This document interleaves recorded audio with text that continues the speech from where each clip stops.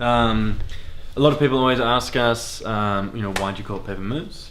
And the name came about because we were drinking at the Shakespeare Hotel, and that's where we had many of our meetings before we had a space.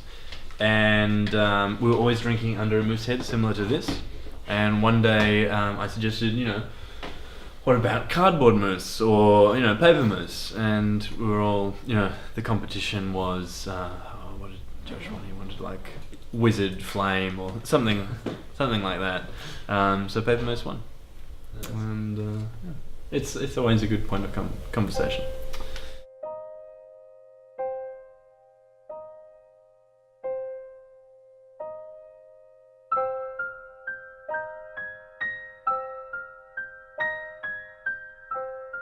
Hi, I'm Nick Hunter. I'm one of the directors at Paper Moose and one of the co-founders.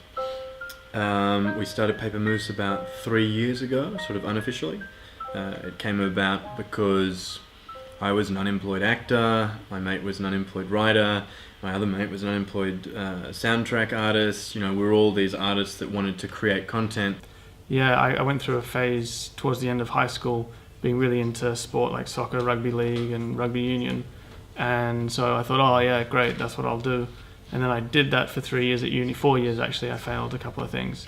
And then, I came back from uni and couldn't get a job in the industry. Not because I was shit, but because it was the global financial crisis. So I didn't get a job for like ages. Then I finally got like a job at Suit Video. And so during that, I started to do stuff with Nick and Josh and get back into the flow of making short films and stuff. And we really enjoyed working together, so we were like, let's keep making content, let's do a troppy, let's do all these things, most of which never saw the light of day. And then people started paying us. I've known Nick since year 7 in high school. I've known Seaton since year 2 in primary school, and so I was kind of like the connecting middleman between those two. And we've always been making humorous videos together, always working as a team to make videos happen. And we've worked together for many years, and it wasn't until around 2009 that we decided to form Paper Moose. I remember being in London at the time when they actually decided to call it Paper Moose. I would have changed the name to Paper Moon personally, but it's the way fate decided it. Paper what? Paper here?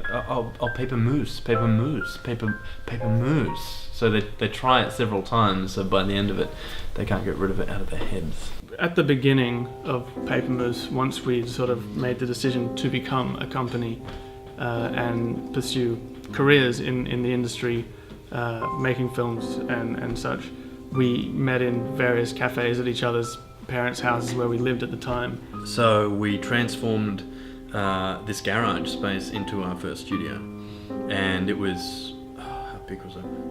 It was pretty small. It was a garage. It was basically it wasn't even a double garage. I think the bathroom was upstairs in the violin shop.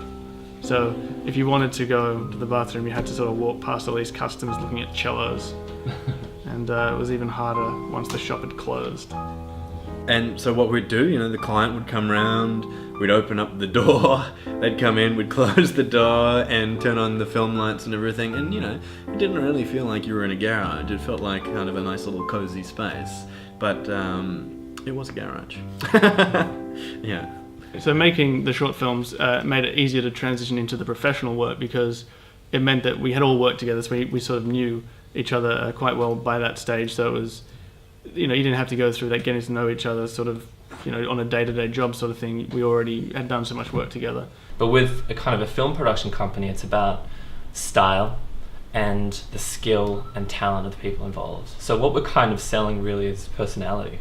Like this video that we've just finished for TAFE is something completely, I don't want to say un-TAFE, but it's quite a sexy, high fashion, like a perfume or lingerie commercial for a educational institution.